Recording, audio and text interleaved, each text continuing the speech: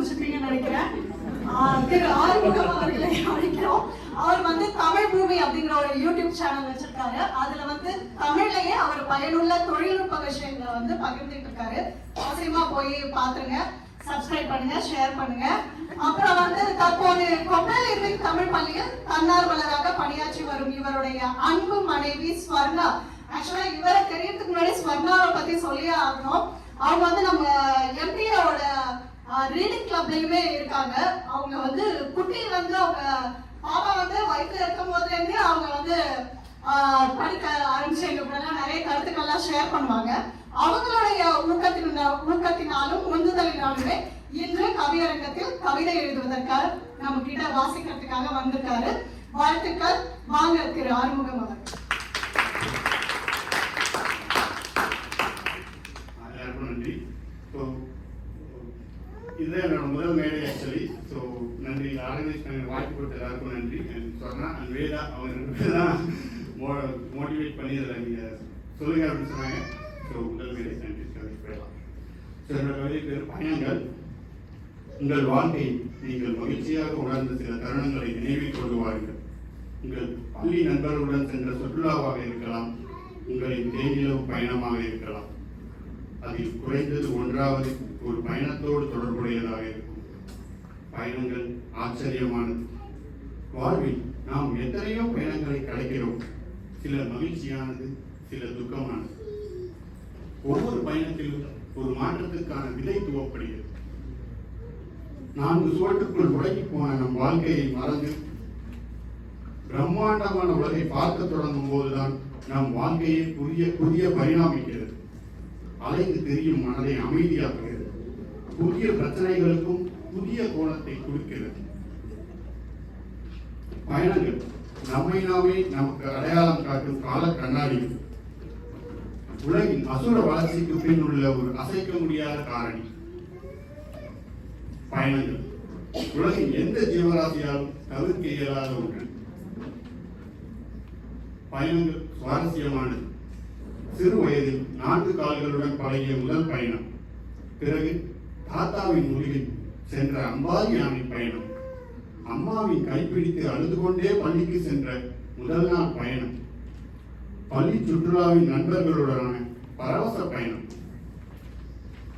கல்லூரிக்காக வீட்டை விட்டு வெளியே தங்க நேர்ந்த சுதந்திர பயணம். காதலியுடன் கடல் மண்ணில் கால் புதைய நடக்கும் காவிய பயணம். மனைவியுடன் புடவை எடுக்க செல்லும் பர்ச்சேஸ் பயணம். வேலைக்காக அயல் நாட்டுக்கு வர விமானத்தில் ஏறிய நம்பிக்கை பயணம். இறுதி இடுகாட்டுக்கு செல்லும் அமைதியான பயணம் என அனைத்துமே சுவாரஸ்யம்தான். நம் அனைவரின் பயண எல்லைகள் விரிவடைந்து கொண்டே செல்கிறது. நம் இறுதி நாள்வார். ஏன் நம் தமிழ் சமூகத்தின் சாபத்திலும் கூட நீ எல்லாம் செத்து பேய அறைவிடா என்னும் பயணம் உண்டு. ஏன் நாம் பேய உட்கார்ந்துருக்க கூடாதா? பயணங்கள் இயல்பானது. பூமி பயணிக்கிறது, நிலா பயணிக்கிறது, சூரியன் பயணிக்கிறது. ஏன் இந்த பேரண்டமே ஒரு பயணத்தில் தான் இருக்கிறது. அது முடிவடையாத பயணம். அந்த பயணத்தின் விளைவே நாம். பயணங்களை புகைப்படங்களில் மட்டும் பதிய வைக்காமல் பயணங்களில் கரைந்து போக பழகுவோம். பயணங்களாகவே மாறுவோம். பயணிப்போம்.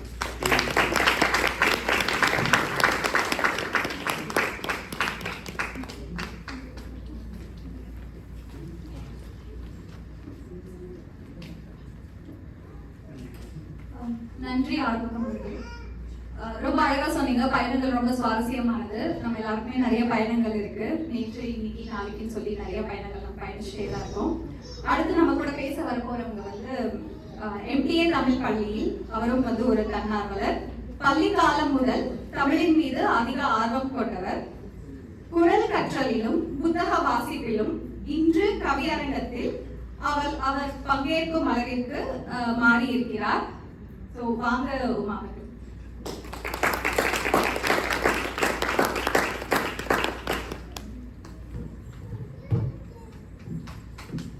அனைவருக்கும் வணக்கம். வல்லினமும் மெல்லினமும் வளமான இடையினமும் நல்லினமாய் ஒன்றுபட்டு நடக்க வழி செய்தவளே, உயர் மொழி நீ, தனி மொழி நீ, உன்னதமாம் செம்மொழி நீ, உயிர் மொழி நீ, மெய்மொழி நீ, உயர்வை தருபவள் நீ என்ற கவிக்கோ அப்துல் ரஹ்மான் அவர்களின் தாய் தமிழ் வணக்கத்துடன் என்னுடைய தலைப்பு வாழ்க்கை பயணங்கள். பயணங்கள் சுகமானது, தேடல் உள்ளோர்க்கு. பயணங்கள் பலவிதம், அவை நமக்கு கற்றுக் கொடுப்பதோ ஏராளம்.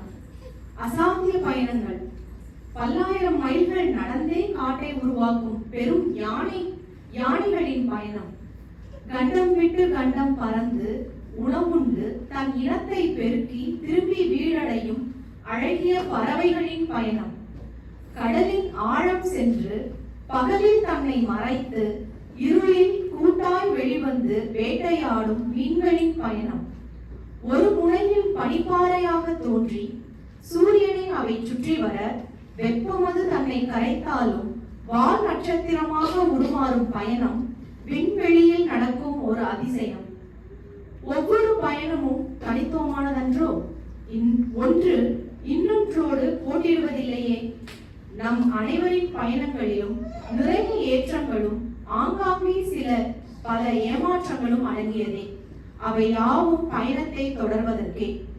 நம் பயணத்தில் தென்றலும் வீசுமே, புயல் காற்றும் சுழற்றி அடிக்குமே, வண்ண பூக்களும் பூக்குமே, அதில் சில முட்களும் நம்மை சீண்டுமே. அத்தனையிலும் சிறு புன்னகை ஒன்றை உதிர்க்க பயணத்தை தொடர்க.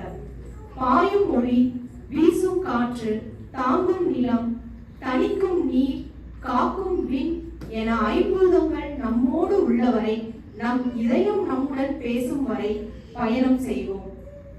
பயணத்தின் வேர் நோக்கம். நோக்கம் என்று ஒன்றை உருவாக்கி நாம் செல்லும் பாதையில் அன்பெனும் விதைகளை தூவி ஒருவருக்கு ஒருவர் தோள் கொடுத்து அவரவர் பாதையில் பயணிப்போம். வாழ்க்கை பயணம் அற்புதமானது, தேடல் உள்ளோருக்கு. நன்றி. அருமையான கவிதைகள் பார்த்துட்டு இருக்கோம். இரண்டு வகையான பயணங்கள், இரண்டு விதமான ஒரு பார்வை கண்ணோட்டத்தோட கவிதை பயணத்தை நம்ம பார்த்திருக்கோம். பயணம் பொதுவாகவே நாம் அனைவரும் எல்லா ஒரு நொடியும் பயணம் செய்து கொண்டு இருக்கிறோம். வார்த்தையின் பயணம் கவிதை, இசையின் பயணம் ஒரு பாடல், அந்த வகையில் யாரும் பயணத்திலே இருக்கிறது என்பதை அழகாக சொல்லி சென்றிருக்கிறார்கள் ஆறுமுகம் உமா அவர்களும். அடுத்து அந்த பயணத்தின் அடுத்த நிலை, நம்மளுடைய பயணத்தின் அடுத்த நிலை நம்ம அமெரிக்கா வாழ்ந்த வாழ்க்கை தானே. ஸோ அதை பற்றி பேசுவதற்கு தான் அடுத்து இங்கு ஒரு வரப்போன்ற கவிஞர் கவிதா அவர்கள். இவர்கள் வாலண்டியரிங் பண்ணிட்டு இருக்காங்க. அவங்களோட பிள்ளையும் தமிழ் நம் எம்டிஏவில் படித்து தமிழ் கற்றுக்கொண்டிருக்கிறார். அவருடைய கவிதையை நாம் கண்டு கேட்டு ரசிப்போம். நன்றி.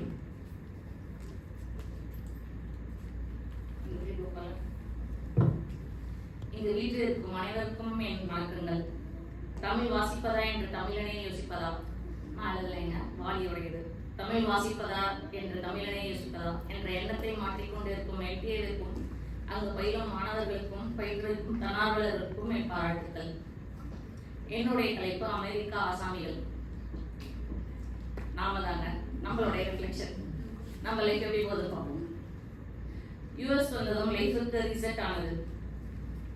வணக்கம் பையானது. ஹேப்ரோ வாட்ஸ்அப் என்றானது. கனவுகளில் தொடங்கும் ஒரு பயணம், கடல் தாண்டி வெளிநாடு வாழ்க்கை பயணம். தூரலாய் தொடங்கிய அந்த கனவு தூர நாடு சென்றதும் தான் தெரிந்தது உண்மை நிறைவு. புதிய நாடு, புதிய வாழ்க்கை முறை, புதிதாய் எல்லாம். ஆனால் மனதில் ஊர் மக்கள் நினைவே எல்லாம். இங்கே வாழ்க்கை அமைதியான இசையில் மலரும் ஒரு காவியமாய் இல்லை. மூச்சை தட்டி பறிக்கும் மாரத்தான் ஓட்டமானது. வாசல் திறந்தால் வருவதல் இல்லை. வாட்ஸ்அப்பில் தான் குடும்பமானது. குளிர்காற்று உடம்பை மட்டுமல்ல மனசையும் உரைய வைக்கும். ஆனால் அந்த பனிக்குள்ளே சூடான நேர்கள் நம்மை உயிரோடு வைக்கும். அம்மா சமைத்த சாப்பாடு மெமரியானது. ஃப்ரோசன் சாப்பாடும் மைக்ரோவேவ் லைஃபும் தான் ரியாலிட்டியானது. பண்டிகை வந்தால் வீட்டில் மினி இந்தியா, கோலம், தீபம், ஜூம் கால்ஸ், சந்தோஷம் மீடியா. கிரீன் கார்டு ஒரு புதிய ஸ்டார்ட். கணக்கில் எழுதும் கிரெடிட் ஸ்கோர். மார்கேஜ் என்ற வார்த்தைக்கு நெஞ்சில் விழியும் காலும் வீடும். மார்கேஜும் டென்ஷன் தான், குழந்தைகளின் காலேஜ் ஃபீஸ் பில்லும் டென்ஷன் தான். பாஸ்போர்ட் மாறினாலும் தமிழன் தான். இங்கே வாழ்கிறோம், அங்கே நினைக்கிறோம், இரண்டு உலகத்தையும் பேலன்ஸ் பண்ணிட்டு நிற்கிறோம். எங்கிருந்தாலும் அமைதியாக வாழ்வோம். போரில்லா உலகத்தை நம் அடுத்த தலைமுறைக்கு பரிசளிப்போம். நன்றி, வணக்கம். எப்படி இருக்கு அப்படின்னு எப்பவுமே கும்புறி எடுத்துருவாங்க. இன்னைக்கு என்ன ஒரே ஒரு வித்தியாசம்னா அவங்க குடும்பத்துல உள்ளவங்க கொஞ்சம் டீசெண்டா விட்டுட்டாங்க. எப்பவுமே அவங்க பையன் பொண்ணுன்னு அப்படியே தீர்த்துவாங்க. கவிதையில திட்டுறதுங்கிறது ரொம்ப ரசிகரமா தான் இருக்கும். ரொம்ப நன்றி கவிதா. அடுத்ததா நம்ம பிரியலதா புண்ணியகோடி அவர்களை நம்ம அறிமுகப்படுத்துறோம். அவங்க கடந்த ஆண்டுமே கவியரங்கத்துல கலந்துட்டாங்கன்னு நினைக்கிறேன். சென்னையில் பிறந்து வளர்ந்த அவங்களுக்கு பெற்றோர் ஊட்டிய தமிழ் பற்றை மொழி மற்றும் கலாச்சார பயணத்தின் தொடக்கமா இருந்திருக்கு. பள்ளி கல்லூரி நாட்கள்ல தமிழ் நாடகங்களை பங்கேற்றிருக்காங்க. அப்புறம் தமிழ் புதிர்களை விடுவிப்பதிலும் எனக்கு மிகவும் பிடித்த பொன்னியின் செல்வன் நாவல் வழியே தமிழ் வரலாறு மற்றும் இலக்கியத்தின் மீது காதல் கொள்வதிலும் அவங்களுடைய பொழுதுபோக்கு இருந்திருக்கு. 2 ஆண்டுகளுக்கு முன்புதான் அவங்க நியூ ஜெர்சியில இருந்து டெக்சாஸ் வந்திருக்காங்க. நியூ ஜெர்சிலையுமே தமிழ் பள்ளியில 5 ஆண்டுகள் ஆசிரியரா பணியாற்றி இருக்காங்க. இப்போ எந்த பள்ளியில இருக்கீங்க? Okay okay. இது MPA ப்ராஸ்பர் கவியரங்கம்னு நினைக்கிறேன்.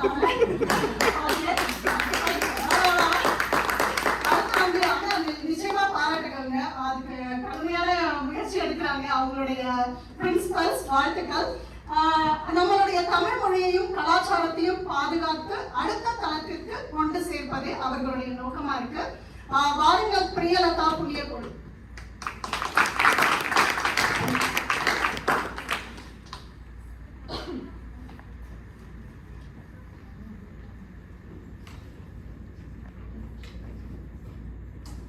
அனைவருக்கும் வணக்கம்.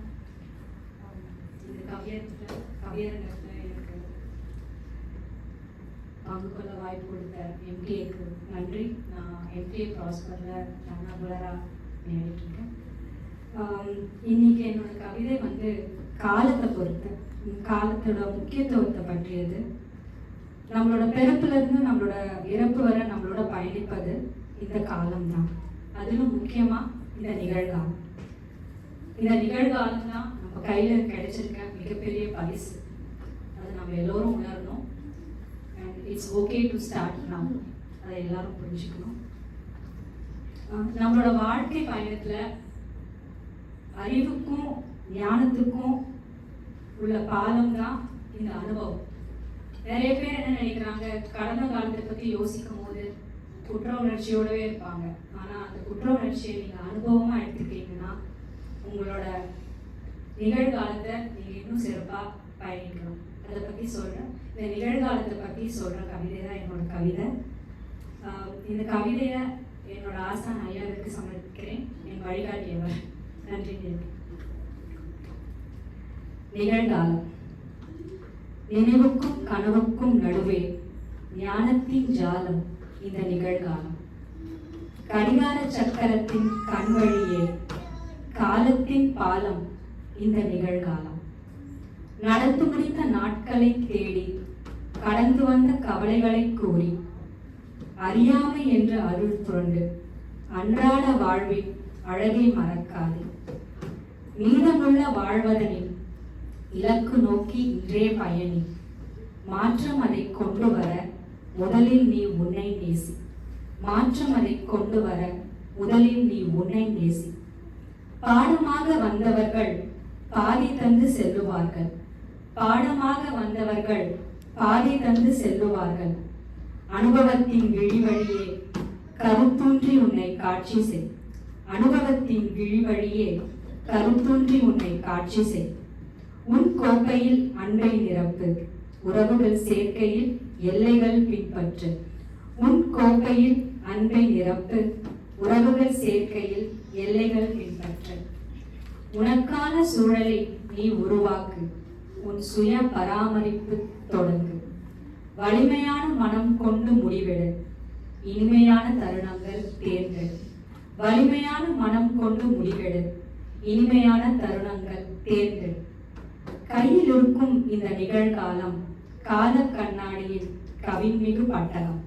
அதில் ஒளியாய் உங்கள் அறிவு, முகமாய் உன் அனுபவம், முனையாய் உன் முதிர்ச்சி, ஆதாரமாய் உன் நன்றி உணர்வு, அழகிய நிறமாலையாய் உன் வாழ்வின் நிம்மதி. நன்றி.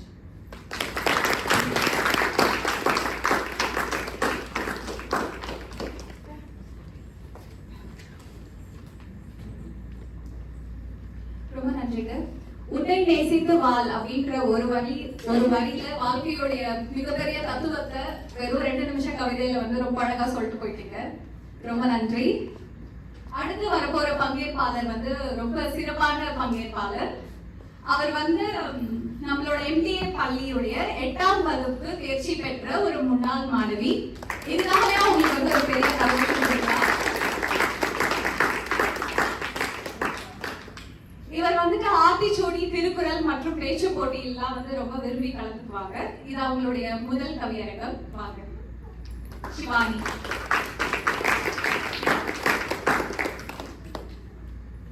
இங்கு கூடியிருக்கும் அனைவருக்கும் வணக்கம். நான் இப்போ படிக்க போற என்னோட கவிதையின் தலைப்பு வந்து உருவமில்லா சக்தி. மனிதனுக்கு தான் பெரிய சக்தியா? அப்படியானால் உங்கள் கணக்கில் ஒரு சக்தியை சேர்க்கவில்லை. உன்னோட ஒவ்வொரு முடிவையும் மாற்றுகிற சக்தி, நீ எடுக்கிற ஒவ்வொரு அடியை நிர்ணயிக்கும் சக்தி. இந்த சக்தி உனக்கு உயிரா இறப்பா, வெற்றியா தோல்வியா என்று எல்லாவற்றையும் தீர்மானிக்கிறது. இந்த சக்தியால் ஒரு நிமிடத்தில் உன் வாழ்க்கையே மாற்ற முடியும். இயற்கையின் ஆயுதமாக இருக்கிற இந்த சக்தி உன்னை மற்றும் இல்லை, இந்த உலகத்தில் பிறக்கிற ஒவ்வொரு உயிரினத்துக்கும் பாதையை தீர்மானிக்கிறது. இந்த சக்தியின் பெயர் இன்னும் தெரியவில்லையா? உருவமில்லாத இந்த சக்தி உலகத்தில் இருக்கும் எல்லா உயிரினத்துக்கும் கண்ணுக்கு தெரியாத ஆற்றலாக இருக்கிறது. இந்த சக்தி தான் நேரம். ஒவ்வொரு நொடி, நிமிடம் உன் எதிர்காலத்தை மாற்றுகிறது. நேரம் என்றால் மாற்றம். மாற்றம் நல்லதாகவும் இருக்கலாம், கெட்டதாகவும் இருக்கலாம். நேரத்திற்கு உயிர் இல்லை. நல்லதுக்கும் கெட்டதுக்கும் வேறுபாடு தெரியாது. நேரத்தால் ஒரு உயிரை காப்பாற்ற முடியும், இன்னொரு உயிரை எடுக்கவும் முடியும். நேரத்துக்கு வரைமுறை கிடையாது. நேரத்திற்கு உருவம் இல்லை, உயிர் இல்லை. ஆனால் நேரம்தான் சக்தி வாய்ந்தது. இந்த வாய்ப்பளித்து வைக்க நன்றி கூறி நான் விடைபெறுகிறேன்.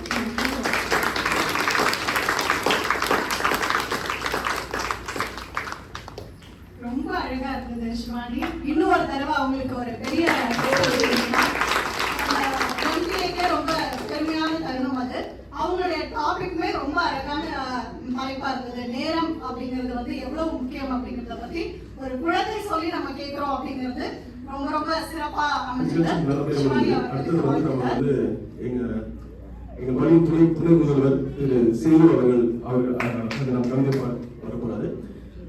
அவரை பத்தி எல்லாருமே தெரிஞ்சிருக்கோம். தமிழ் பள்ளியில பல ஒரு மல்டிஃபாசெட் நிறைய திறமைகள் கொண்டவர். தமிழில் மிக மிக ஆர்வம் உடையவர். அவர் தமிழ் ஆர்வம், அப்புறம் அவருடைய ஸ்டேஜ், அவரோட திறமைகள் எல்லாமே சிறப்பானது. இந்த கவியரங்கம் ஆரம்பத்திலிருந்து கொண்டு வந்தது அவருக்கு மிக முக்கியமான ஒரு பங்கு வகித்தவர். இப்பொழுது அவருடைய கவிதையை நாம் எல்லாமே கேட்கலாம். நன்றி.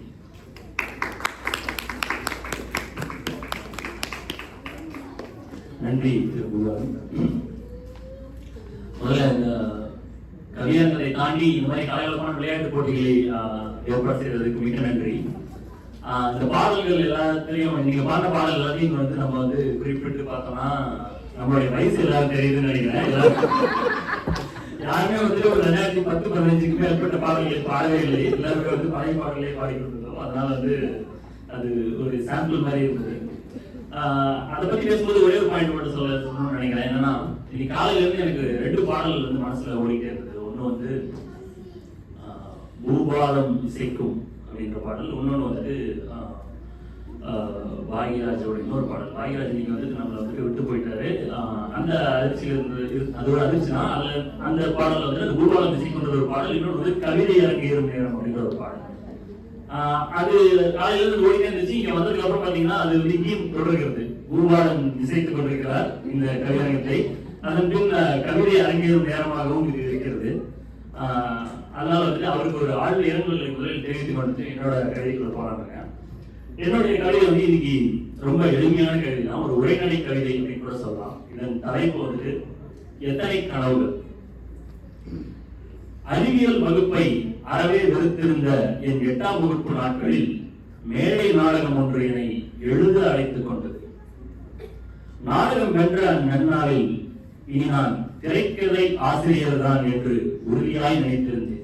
பாகிராஜ் மாதிரி ஒரு திரைக்கதை ஆசிரியர் அவங்க நினைச்சுங்க. அப்போ அதன்பின் ஒட்ட வெட்டிய முடியும், மிடுக்கான உடையும், கூரான பார்வையும், நேரான நன்னடையுமாய் வலம் வரும் காவல்துறை அதிகாரிகளை காண்கையில் இனி நம் கடன் சட்டம் ஒழுங்கை பாதுகாப்பதே என்றிருந்தேன். கல்லூரி நாட்களில் எழுத்தாளன், கலை நிகழ்ச்சிகளை தொகுக்கையில் கலைத்திரை படைப்பாளன், மேற்படிப்பு முடித்த மனிதவள மேலாளன், ஊர்ப்புற குடும்பங்களை ஏற்படுத்தும் நேர்த்தியான பள்ளி தாளாளன் என்றெல்லாம் இந்த கனவுகள் புத்தகங்களின் புதுவரவால் பணியிடத்தில் பரிணாம வளர்ச்சி அடைந்தது. இந்த மாதிரி நம்ம வளரும்போது நிறைய கனவுகள் இருக்கு இல்லையா நம்மளுக்கு. அது மாதிரி கல்லூரி நாட்களில் எழுத்தாளன், கலை நிகழ்ச்சிகளை தொகுக்கையில் கலைத்திரை படைப்பாளன், மேற்படிப்பு முடித்த மனிதவள மேலாளன், ஊர்ப்புற குடும்பங்களை மேம்படுத்தும் நேர்த்தியான பள்ளி தாராளன் என்றெல்லாம் இந்த கனவுகள் புத்தகங்களின் புதுவுறவால் பணியிடத்தில் பரிணாம வளர்ச்சி அடைந்தது. அதன்பின் அன்றாடங்களின் அவலங்களை அறவே அகற்றிடவும், ஏற்றத்தாழ்வுகளை கலைந்திடவும், இதுவரை யாரும் காணா மக்களாட்சி ஒன்றை கட்டி எழுப்பிடவே முழுமனதாய் கொண்டிருந்தேன் ஒரு பகல் கனவை. அன்றாடங்களின் அவலங்களை அறவே அகற்றிடவும், ஏற்றத்தாழ்வுகளை கலைந்திடவும், இதுவரை யாரும் காணா மக்களாட்சி ஒன்றை கட்டி எழுப்பிடவே முழுமனதாய் கொண்டிருந்தேன் ஒரு பகல் கனவை. என்னிடம் மட்டும் நிறைய பணம் இருந்தால் இவைகளை எல்லாம் எளிதில் முடிப்பதாய் எண்ணங்களை வளர்த்திருந்தேன் என் இளமை காலங்களில். அவற்றையெல்லாம் நிறைவேற்றிட இவ்வாழ்வின் அத்தனை எளிதானதா? விரைந்தோடும் காலம் எனும் மாயம் வானூர்தியில் அடைத்து கடத்தி என்னை வேற்றிடத்தில் வாழ பணித்தது. ஒப்பந்த கூலியாய், நுழைவுரிமைக்கு காத்திருக்கும் அயலானாய், கண்ணிமைக்கும் நேரத்தில் காலம் என்னை ஒரே வட்டத்திற்குள் சுழற்றி சுழற்றி அடிப்பதாய் அடிக்கடி உணர்கிறேன். எனக்காக காத்திருந்த கனவுகள் யாவும் அவ்வப்போது கருமேகங்களாய் கரைந்து ஈரமில்லா கண்ணீராய் கொட்டிவிட்டு செல்லும். எனக்காக காத்திருந்த கனவுகள் யாவும் அவ்வப்போது கருமேகங்களாய் கரைந்து ஈரமில்லா கண்ணீராய் கொட்டிவிட்டு செல்லும்.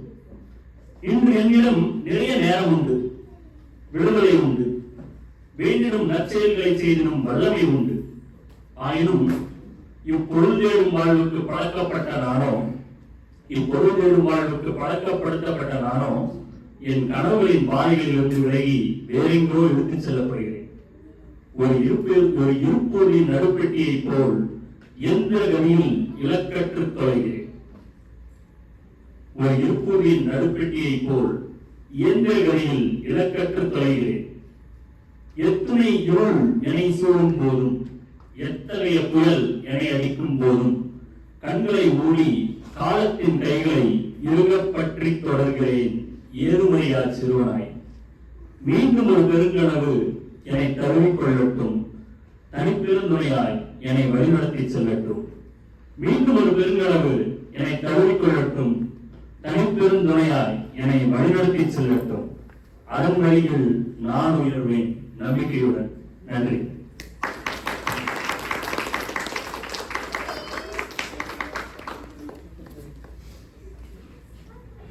சேது அவர்கள் வந்து ரொம்ப உணர்வு பூர்வமா சொன்னாங்க. எனக்கு வந்து கோவை சரளாவோட காமெடி தான் ஞாபகம் வந்தது. ஏன்னா மதுரையில கேட்டாங்க, இங்க வந்து மாட்டிக்கிட்டேங்கிற மாதிரி மாட்டிக்கிட்டாரு. ரொம்ப அருமையா இருந்துச்சு. ஆனா எல்லாருக்குமே அந்த ஆசை இருந்திருக்கும் இல்லையா, நம்ம இப்படி ஆகணும் அப்படி ஆகணும். ஒவ்வொருத்தரை பார்க்கும் போதும் இருக்கும் சின்ன வயசுல எப்படா வளருவோங்கிற ஆசை இருந்திருக்கும். வந்ததுக்கப்புறம் குட்டியாவே இருந்திருக்க மாட்டோமா அப்படிங்கிற மாதிரி தோணும். அதுதான்